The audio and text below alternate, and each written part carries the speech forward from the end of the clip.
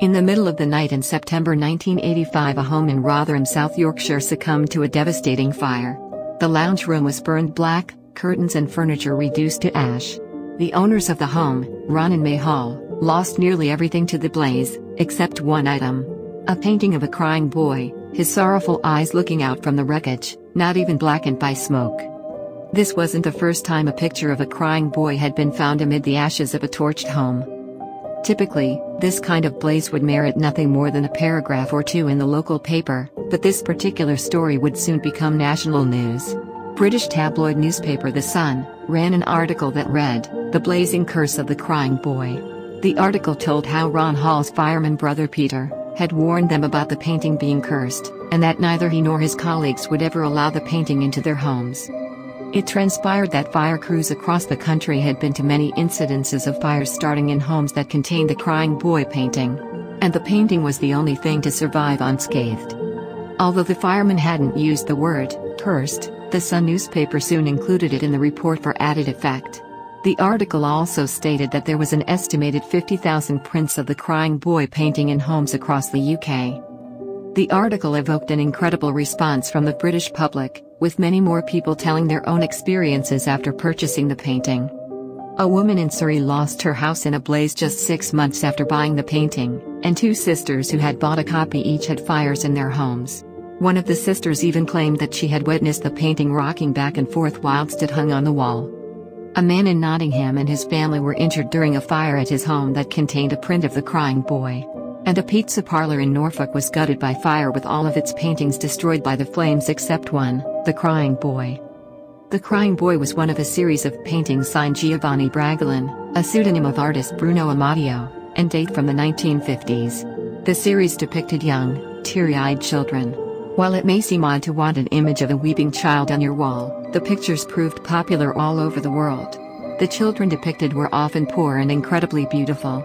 In total, Bragolin painted over 60 paintings, and up until the early 80s, prints and reprints of his images continued to be mass-produced. So why would this apparently innocent series of paintings be cursed? Theories ranged from the little boy being a gypsy child whose family placed a curse on the artist. Some maintained that the child had perished in a fire and his spirit was trapped in the painting. The most enduring story claimed the boy accidentally set fire to the studio of the artist who had painted him. Wherever the little boy went, fires mysteriously followed, earning him the nickname Diablo or Devil. The boy supposedly survived to early adulthood but was tragically killed when his car crashed and burst into flames. From then onwards it was his image that carried on his cursed fascination with fire. Within weeks of the initial story appearing in the press, the Sun newspaper was swamped by letters from worried owners of the painting.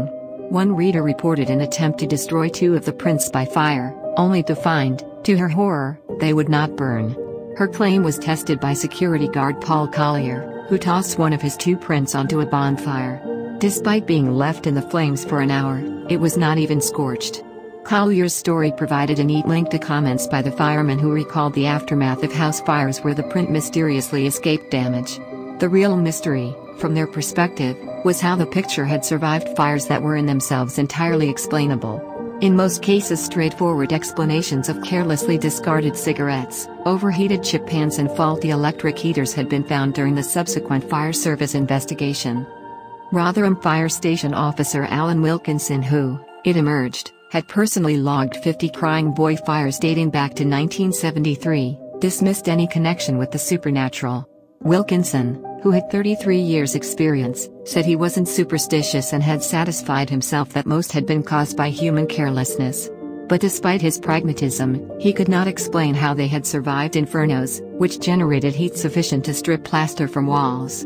The Sun was not interested in finding a rational explanation.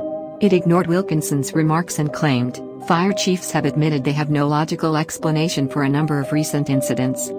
Despite fireman Alan Wilkinson's belief that the paintings were not cursed, he reacted in a negative fashion when his colleagues presented him with a framed crying boy on his retirement from the brigade. He had always denied being superstitious, but nevertheless, immediately returned the painting saying, "No thanks, you can keep it." Similarly, Chief Officer Mick Riley, who was responsible for a statement debunking the curse, wouldn't accept a copy of the print as a gift, saying his wife wouldn't like it, it wouldn't fit in. Interviewed by his local paper, Wilkinson admitted that he had been presented with another crying boy print by a worried woman, who turned up at his home one night. He took it to work as a joke, and mounted it on the office wall of the fire station. Within days he was ordered by his superiors to take it down. Heaping irony upon comedy, the story continued, the same day an oven in the upstairs kitchen overheated and the firemen's dinners were burned. Naturally, journalists turned to experts in the fields of folklore and the occult for an explanation. When a journalist approached Folklore Society member Georgina Boyce, the interview floundered when she refused to provide a suitably satanic explanation. Consequently, the journalist concerned went off in search of a witch or somebody into the occult who might make a better headline. Then Roy Vickery, secretary of the Folklore Society, was quoted to the effect that the original artist might have mistreated the child model in some way, adding, "All these fires could be the child's curse, his way of getting revenge." The Sun's editor Kelvin Mackenzie made his readers an offer. If you are worried about a crying boy picture hanging in your home, send it to us immediately. We will destroy it for you. And that should see the back of any curse. Soon the Sun's offices in Bouverie Street was swamped. The crying boys were soon stacked 12 feet high in the newsroom, spilling out of cupboards, and entirely filling a little-used interview room. Up to that point Mackenzie's staff couldn't work out how much belief their boss had in the story. When the paper's assistant editor took down a picture of Winston Churchill, which had been hanging on the newsroom wall since the Falklands War, and replaced it with a crying boy, the mystery was resolved. Mackenzie, bustling into the newsroom at his normal half-run, stopped dead in his tracks and went white. "Take that down," he snapped. "I don't like it. It's bad luck." At the end of his 6-week crying boy campaign, the editor of The Sun had to dispose of 2,500 copies of the print that readers had sent in. His initial plan to burn them on the roof of the paper's Bouverie Street offices was vetoed by both the London and Thames Valley fire brigades. Both refused to cooperate and denounced the whole campaign as a cheap publicity stunt. The reasons for their reluctance were becoming clear. It emerged that nationally the fire service had been the focus of hundreds of calls and visits by anxious owners who believed the prints were cursed, or that they were made of a dangerous flammable material. Eventually, reporter Paul Hooper, with photographers and Page 3 girls in tow, left the paper's Bouverie Street HQ with 2 van loads of prints ready for burning on a makeshift pyre near Reading. The Halloween burning was widely believed to have exorcised the curse of the crying boy, and the number of tabloid stories began to decrease. As tabloid interest waned, crying boy stories began to morph into a modern legend. New versions appeared, including one which suggested those who were kind to the print were rewarded with good luck. Another was the idea that placing a picture of the crying girl next to that of the crying boy would bring good luck, or avert bad luck. What the story lacked in 1985-86 was a satisfying narrative explaining how the crying boy came to be a source of fire. Soon that story would be supplied, and the arrival of the internet would provide the legend with a new lease of life, one independent of the print media which originally set it running. One internet source claimed that during the 90s, crying boy fires began to be reported for the first time from other parts of the world. It also reflects how the basic curse painting motif was being molded by professional storytellers and paranormal investigators for a new audience. A medium claims the spirit of the boy is trapped in the painting and it starts fires in an attempt to burn the painting and free itself. Others claim the painting is haunted or attracts poltergeist activity. The notion that the crying boy had been badly treated by the artist was gaining popularity.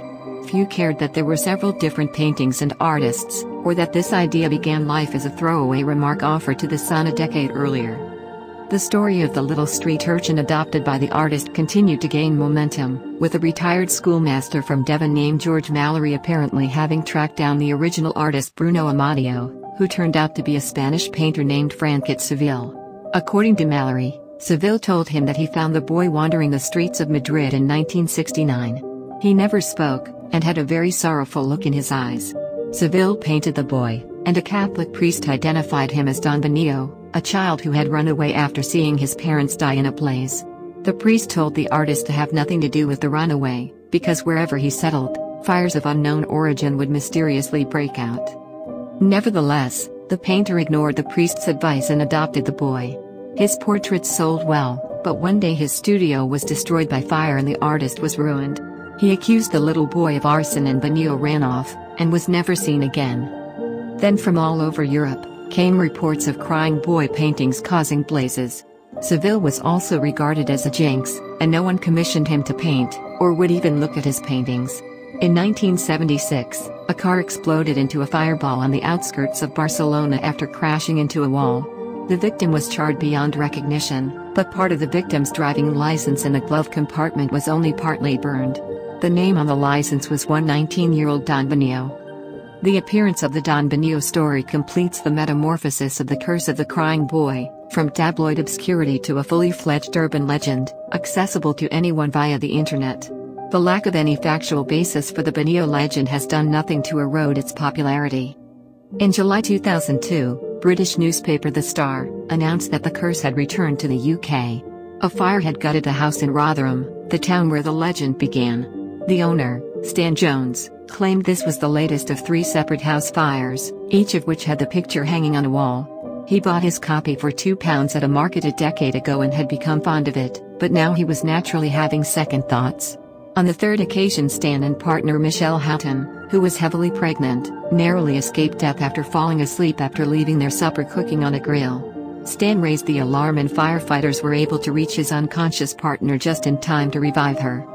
Meanwhile, in Brazil, where the paintings were also popular during the 1980s, it was alleged that Bargolin appeared on a popular Brazilian TV channel, where he admitted making an evil pact with the devil to sell his paintings. His advice was, "Please, if you have one of these paintings, throw it away right now." It seems like with other enduring modern legends, the curse of the crying boy is alive and well, and looking for new victims.